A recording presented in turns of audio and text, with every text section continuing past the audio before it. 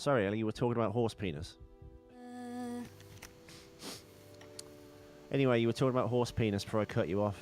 Yeah, I just don't think I could actually bring myself to touch it, come face to face with it. Even if you're on a farm, all alone, no one's around. Yeah. It's not the shame of it, dude, that stops me from doing it. You couldn't jack off a horse. I don't think so. Well, that's good to know. Hi everyone, it's Ethan McKinley and welcome to the 2-Minute Terminator. It is episode 31 and we're going from minutes 60 to 62, the 2 minutes bridging that gap. And we begin, of course, with the words, "Our reliance on machines could go too far," and "You've got a terrible voice." Those are the ends. It begins, with, of course, with the newscaster talking to Danny Dyson, Miles Dyson's son, who's carried on his father's work. And it ends with Jason Clarke exclaiming to his mother that she used to sing lullabies and she loves Elton John, and laughs as he says, "You've got a terrible voice." And Ellie apparently has this unhealthy interest in horse penis. And with that, I God, say... hit the music. Hit the music. Yeah, I think this guy's a couple cans short of a six-pack. Howdy, stranger. Don't say howdy stranger to me. Load up.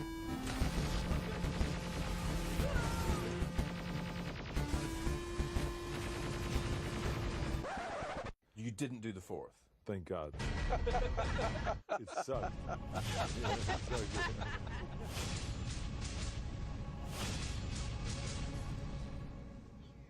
Hi everyone.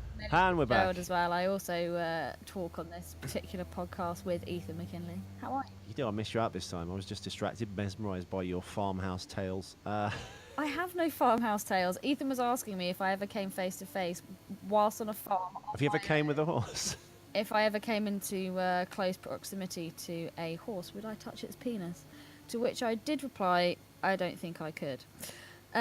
We're referring, of course, to the Mr. Hands video, which actually spawned a documentary called Zoo, in which I think it was Washington State where, like, sex with animals was actually banned. Why you'd need to ban that, I have no idea. But because this man filmed himself with a bunch of other kind of zoophiles, him having sex with a horse, being assisted by several onlookers, the horse's vigorous thrusting did actually result in the man's death. And you'd think he was this kind of like creepy weirdo from the backwoods, and actually he was like this, I think he was an aerospace engineer for either Boeing or NASA or someone.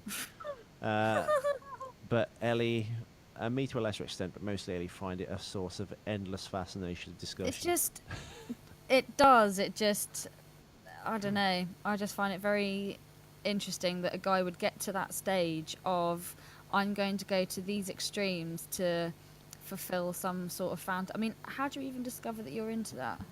To the point where his curiosity into fetish actually killed him. Like, what do you think was on his headstone? A lovely set of horse brasses. Oh my god. Two blinkers. And a shoe. Those blinders they put on the horses. Utterly ridiculous. Imagine if it like a Shire horse. Yeah, you'd be into that, wouldn't Hey, you? Hey, come on, hey, Vader, baby, come on, hey. Can I just say, it's Danny! It's Danny Dyson! Oh, hi, Danny. Yeah, not the same actor that played him, actually, although he would have been old enough to. The same played Danny in the that got first raped by movie. John when he was very young. When he goes, Danny, show me your room. Yeah. Oh, yeah, well, he's Bird him on. Danny has carried on his father's work, as we all know. Well, in this story he has. But Genesis, which is the new, I guess, version of Skynet, is now an operating system. I guess it's obviously written in based off kind of, I suppose, Apple and Siri and Google. It's like an amalgamation of all those one things. of the things that one of the things that I actually wrote down was that what Genesis is essentially it's smartphones. It traces your location now. I always, whenever I get Google up on my phone, it says, Google would like to access your current location. Do you allow this? I never allow it. It's like, why does Google need to know where I am? That's ridiculous. Well, apparently there's the new Google phone, and their version of Siri, apparently, all the tech nerds are apparently saying this new Google phone is like completely badass and amazing, and their version of Siri is like an even more of a creepy step to artificial intelligence, like Genesis, where it's not just like, hey Siri, can you tell me, you have to speak in that weird accent so it understands you.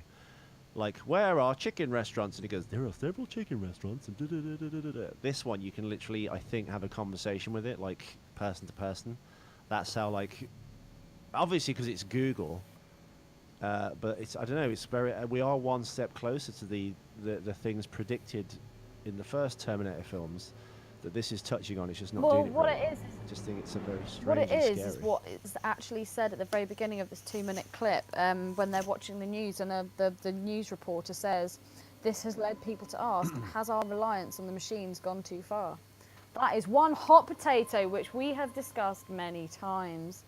I personally think, I mean, you know, the idea of getting more and more machines, I think it's a bad idea. I think there needs to be a level at which you stop and say, we do, at the end of the day, we need ultimate control, because a machine, you know, it can go wrong. It can, look at Westworld. It's weird how everything's kind of pointing to that at the moment.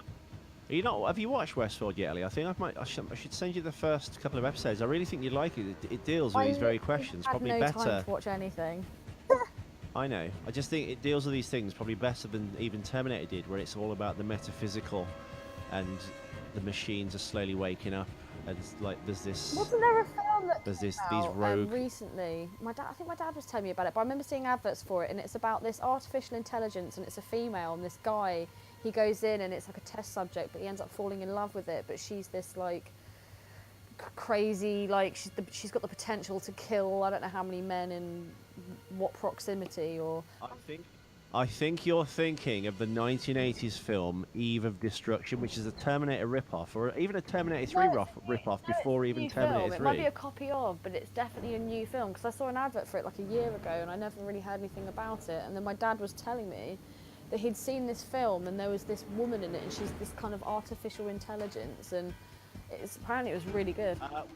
Well, there's a film with Al Pacino called Simone, and that's about an operating system / artificial intelligence person that he falls in love with, and as the technology improves, she becomes one step I closer don't know to being why, like but a I've got physical mannequin presence. in my head now. Well, that's Kim Cattrall. Hollywood! Oh. Well, I guess I'm the same subject as Mr. Hands. He was having sex with the storeroom dummy. Yeah, exactly. And I was like, Mannequin's amazing, I'm going to watch it. And we watched it, and I was like, no, it wasn't that I really liked Mannequin. I think the thing that makes Mannequin, of course, is the guy that plays Hollywood, the flamboyant store dresser, window dresser. I loved it. I thought Kim Cattrall in it was great. It's And we can build I just love the whole concept. Starship did the the fact song. that it was all happened at night time in a store. I don't know, I really liked it. I enjoyed it. It's a bit, well, it's Pinocchio, isn't it? It's Yeah. like a werewolf Pinocchio. Only at night does she become a real boy, woman, That's my whatever. one. And it's Kim Cattrall, which was at her hottest in the mid-80s. Although I feel like Kim Uh, Cattrall aged really well. Yeah, she does. I mean, she's not like she was when she played Lassie in Porky's. That was the ultimate Kim Cattrall. And she had that giant beaver. Oh god, you're so product of the 70s.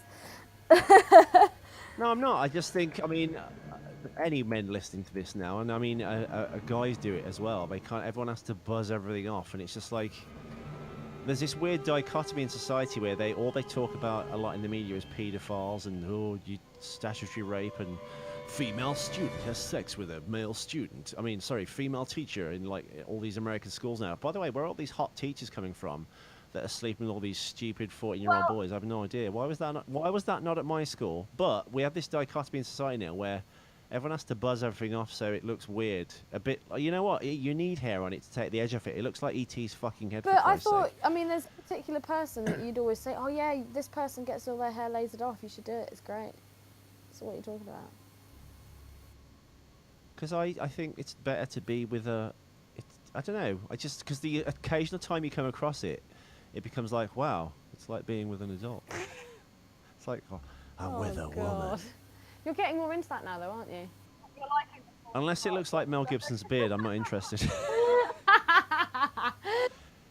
Anyway, Ellie, 1991's Eve of Destruction is the film I was thinking of before I mentioned Simone with Al Pacino. It stars Gregory Hines from Running Scared and Renee Saudenjik. She played Dr. Eve Simmons / Eve 3. I'll explain what the plot is basically, because I've never actually seen this. This looked like a shitty movie when I was right in the right age group to see this film at 16. You'd think I would have loved this, but it just looked like, especially in the same summer that Terminator came out, this comes out on video. A terrorist hunter, what is that? A terrorist hunter is hired by a scientist to deactivate her android double. Ooh. A walking, talking, murderous nuclear bomb. Oh, she's bombed as well. This is amazing. Can't wait to see this piece of gold celluloid. A murderous nuclear bomb which has run amok in a big city and is about to explode. Run amok. Wow. Well, I know. Be giving that one a miss. But yeah, listeners, I'm sure loads of people out there have already seen it. I nearly have seen it several times, and I just thought, I just don't fancy it. Eve of Destruction stars Gregory Hines and Renee South. And I'm going to find out what this other film is and watch it, and if it's any good, I'll tell all of you to watch it. Well, I think you're thinking of Simone No, I'm not, with Al because it's a Pacino. new film. Like, literally came out a couple of years ago. Yeah? Yeah, 110%. But anyway, we've massively digressed. No, because we're still on the robot revolution. I was going to say, just to carry on your point, that Ray Kurzweil, the futurist, and Elon Musk, who is, I guess, the living embodiment of Al Pacino. I'm sorry, what Al Pacino? Sorry, Tony Stark from Iron Man. He invents amazing things and etc. They've both said robotics and artificial intelligence should be approached with absolute caution, because we're going to awaken a demon that we won't be able to kind of stop or put the lid on. But I don't think it's going to be a case of machines taking over. I think it's going to be a case of people integrating with machines. I mean, the attachment we have to our phones now and stuff, and that'll obviously boil down eventually to a contact lens or a chip that goes in the side of your head. Do you know what I mean? So I think as things move on, I think we'll slowly become one with the machines. There'll be this merging of the two, I would have thought. I don't know, I just think that the closer we get to it, it scares me. It really does. There's just so much room for error. I don't know, maybe I watched Robocop too young. Yeah, but I think also, but there's the Ghost in the Machine story, which Robocop has as well, that there will be some kind of, we would hope, element of a soul, or the Tin Man, or heart, or consciousness would... I think any intelligent consciousness, you would imagine, would have some sort of empathy, even though humans don't really have that and we are intelligent and have consciousness. But you'd think that have made sure, before they kind of give an intelligence complete autonomy, that it would have, I guess, a higher ideal or purpose than its maker. But I think either way, I think it would still kind of eventually, not necessarily take over, but I think there'd be a merging between the creator and, the created, merging with God himself or herself, or a cisgender herself or itself, or those selves. Sorry, I'm trying to get woke. Trying to get woke. Oh my god. Yes, because Ethan is so down with the kids. Something I wanted to point out in this particular 2 minutes is Not since I left that Catholic Sunday school, I've not been down with the kids. Terminators are meant to blend in, Arnie massively missed the mark in this scene where he walks in. Everyone's all suited up and well groomed, and Arnie just struts in, all rugged and rough around the edges, holding a huge teddy bear. Yeah. What an entrance! I mean, the second film, has there been a nod to all those? I mean, the second film, it's Roses. Yeah, but that was specifically And he's iconic because it had the gun inside it, and it's Guns N' Roses, and obviously Guns N' Roses were in the track. But he's like a leather-bound biker carrying this dainty box of lovely roses. Is there a third film version of that? I think so. No, I don't think so. Yeah, but none of the cops are noticing this man is clearly walking. Well, JK kind of gives him a funny look, but he is carrying the world's biggest I'm great at hook a duck on the fair teddy bear. The kind of toy they'd never actually I'm bringing give this you to even my if you boy. won. Yeah. Yeah. Or like Dartman when he goes, he wins that game, doesn't he, Dartman, Liam Neeson? And he goes, take the fucking elephant, and the guy won't give it to him, and he breaks his fingers and wigs out and becomes Dartman. Wigs out, love that term. Yeah, so we see Arnie. He's made it. He's in the hospital, although he has been beaten to the punch by John Connor, who we're about to find out. Well, actually, no, we're not about to find out quite yet. But yeah, we also have Danny Dyson. He's on the TV Danny. and he's making these statements, and I thought it was quite interesting how he's saying that Genesis isn't just going to help lives, but it's going to save them. And I thought, yeah, but you're saving lives by taking life, because it's war, really. And it is that kind of age-long argument, age-old argument, isn't it? And that's another reason why I think this whole machines thing is just bad, because it just leads to war and people dying. That was an excerpt from Ellie's book. This whole machine thing is bad. Out in signing at Borders Books. I just picked up on what old Danny Boy was saying, and I was like, considering you saw your dad like taken in the middle of the night by a machine. I don't know. I would have thought that he might have been taken in the middle of the night by a machine. Ellie's also kind of Mills and Boone-esque romantic drama where a machine man comes from the future. It's about a robotic horse and a young lusty girl who works in the cyber stables. It's called Empty My Tin Bucket. I'm a horse. Feed me. Ellie, two actors that work in this film, Jason Clarke and Christian Bale, both play John Connor, and they also are in the film Public Enemies 2009 with Johnny Depp. Salvation. You literally cannot get over that film. Yeah, These are my notes, babe. Literally, you've mentioned Terminator Salvation more in this season than you did in the actual season. I think you're really quite into that movie now, aren't you? There's something about it. I think I've talked about it so much it's become a thing. You've like fantasized Terminator Salvation. No, Public Enemies is a Michael Mann film from 2009 about John Dillinger and Babyface Nelson, Pretty Boy Floyd during the crime wave of the 1930s. I think the mistake the filmmakers made, though, Michael Mann shot it on this like digital DV video the same way he did Collateral in 2004 and then Miami Vice in 2006.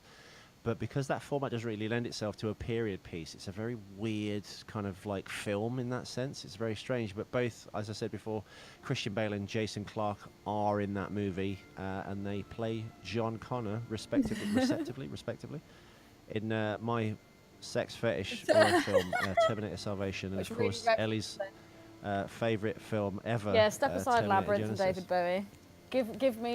Give me bullshit Bale any day. As another link to Terminator, weirdly, both Emilia Clarke and Lena Headey played Sarah Connor. Emilia Clarke in this film, of course, and Lena Headey in Terminator: The Sarah Connor Chronicles, which we will come to, I think. They both play the character Sarah Connor, Ellie, and they're both in Game of Thrones. Kind of queens. Not the queens that you like that are on RuPaul's Drag Race, but queens nonetheless. Why does Sarah doubt her son and Kyle doesn't initially? What do you think of that? Because she doesn't quite believe it. Kyle's all excited and he starts to get ready to leave, and it's actually Sarah that stops and she says, "If you are who you say you are, prove it." Well, exactly, and that's I would have thought out of the two of them, the more. Well, one, I don't think Sarah would recognise John. One, because she hasn't had him yet, so there'd be no recognition there, and two, he'd be an adult. Yeah, and Jai saw him essentially get murdered or whatever happened to him through that kind of like through the time stream bubble. So he'd be immediately on his guard, and she would be the one I would have thought not questioning it. One, I think mainly not questioning it because she wouldn't know who he was or recognise him. It's only kind of like Jai's reaction to it that makes go, John? Or like, is this my future son? So I don't know, but Sarah's cautions are correct, and he goes, never trust anyone, the first rule, that's great. But then he recants this thing. Yeah, I was going to say, he just throws out some sentimental memory, which we've had proven in Blade Runner, your favourite film, that memories can be implanted. Oof. Like... All right, well, my issue with this is this. I mean, James Spallner, our lovely listener, pointed this out, which went over my head. There's a dual time stream here, and some of the characters remember both time streams, one being Jai Courtney's Carl Reese. Does this mean Sarah Connor recognises John because she's already had him and raised him, and she recognises him, but even though he's not from this timeline? I don't... Is that why she's having this kind of, like, recognition? Because he's recounting tales to her about singing him Elton John songs and lullabies, and you're terrible at singing, and he's laughing, and she's like, John. That, in this timeline, that hasn't apart from maybe happened. the fact that she might like Elton John. In fact, listeners, new listeners, old listeners. Anyone that's listening. Are we getting this completely wrong? I don't think... $10 for a verbal response. I don't think we could both be getting it wrong. Jay Spaldner, Christopher, Jim O'Kane, John Nichols, anyone. Like, Help you guys us! seem to know more about this dual timeline than the freaking presenters of the damn show. I don't baffled know. me. Just, she wouldn't recognise No. anything about John, I'm sure. It baffles me. No. But yeah, I don't know. I just thought it was quite interesting that she was the suspicious one and yet Kyle wasn't. That was my 2 cents. Mm. Have you got any? What Wow. happened to the cock-ups, dude? I still haven't put them in yet. I You think haven't put your basically I cock-ups might. in. Oh god. We should. But if you're only just joined us for this season, I used to have cock-ups for every season, and I basically did 3 films in a row over a 2 or 3 week period. Where I worked for 12-hour shifts, just literally logging every piece of trivia from IMDb. So take that with a pinch of salt, why don't you? And every cock-up, and I just didn't do it for this film. I got a couple of them in like last week, but I need to actually sit down and like log all the cock-ups and then match them to each part of the film, which will take an eternity in which we are vulnerable, as Captain Kirk would say in Wrath of Khan. So I need to do it. I just have not had the time. But I will get to it. If I don't get to it, we'll do like a bumper cock-up show. Yay! That sounds good. Also, I've had the idea we need to start having guests back on Ellie. So I think at least once a week we need to have a listener. Can't or we people just from other get podcasts. Brady and Kyle on? Yeah, they're my favourite. Well, yeah, we're going to be on June minute shortly. They're just compiling the minute that we've got, and we're going to go and do that. So that should be You sounded fun. so convincing. What I know about June could fill a warehouse. No, it is. I really like June. I think for all its flaws, it looks great. It's just a really... You did. It's a mass. I did it again, didn't I? I had a burp. It's just like a bit of an editing hack job, and it's a bit of a mess. I think it was tinkered with too much by conflicting producers and stuff. Then you've got the Jodorowsky kind of documentary. Then he wanted to do that version of June back in the day, which weirdly morphed into Alien. So a lot of the designs from June, the HR Geek design, were used in Alien. And then, weirdly, in Prometheus, the egg chamber, there's that giant egg silo thing, that temple with a skull on the top of it when they're in the sandstorm. Geiger designed that for Alien. That was going to be the pyramid in which the alien eggs were stored. And I'll send you some production art for that. But basically, yeah, Ridley Scott repurposed some of Geiger's designs around Ridley Scott, Giger, and Dan O'Bannon, who were the Alien team, and Chris Foss, the designer. Fossy. And, God, Fossy. Yeah, it was Chris Foss, I think Sid Mead. Oh God, who's the other one? I'm gonna kick myself for not knowing this. Oh God, what's his name? Anyway, the artist and Geiger were going to design all the different planets, the Harkonnens, the Atreides and stuff. Ridley Scott was going to direct it. He wanted to do a 2-part film, and then that fell apart for whatever reason. And then all those guys kind of got together and kind of made Alien. And because Alien was such a success, and everyone, that put Geiger on the map, and Ridley Scott and everyone, it kind of got, I guess, June started back up again, the project, and then David Lynch took it over, and then it became this giant mess. Not for David Lynch's fault. I just think they wouldn't let him do his thing, and they, Dina De Laurentiis and Rafaela De Laurentiis just kept like fannying about and interfering with his work, and he just had enough of it by then. Handed over a cut, which I think they actually did the final cut in it, and he took his name off one of the versions. And also, listeners, if you are ever watching a film and there's either a monologue or a scroll of text at the start, that usually means the film's been in trouble and they're trying to fix loads of problems with the plot and the script there and then by explaining the world to you. Because storytelling, like Star Wars, actually, Ellie's favourite film, you learn about the world as you're on the adventure, as opposed to going, this is the world and this is how it works, and now we're going to start the movie. Exactly like the start of June, which is a monologue by Virginia Madsen. There we go, we digress. Once again. Yes, I have no more to say about this particular 2 minutes, Ethan. Do you? That's all I have to say. Thank you so much for tuning in and listening to us babble on about Terminator and nonsense, and Ethan jizz over Terminator Salvation once again.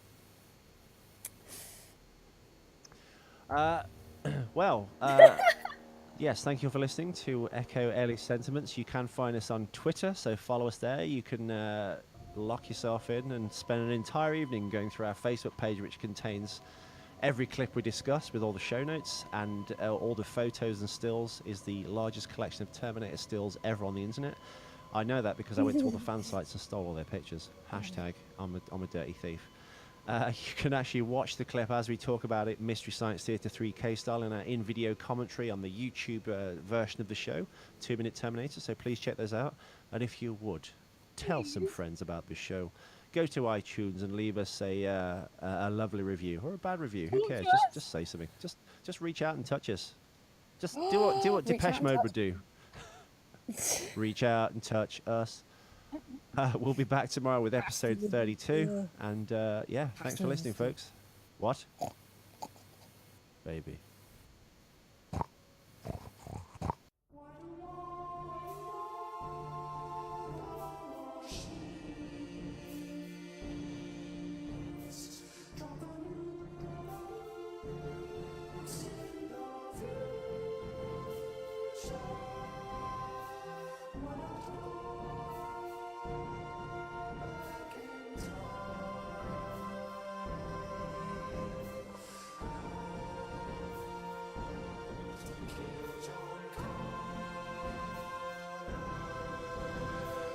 Watch out for machines.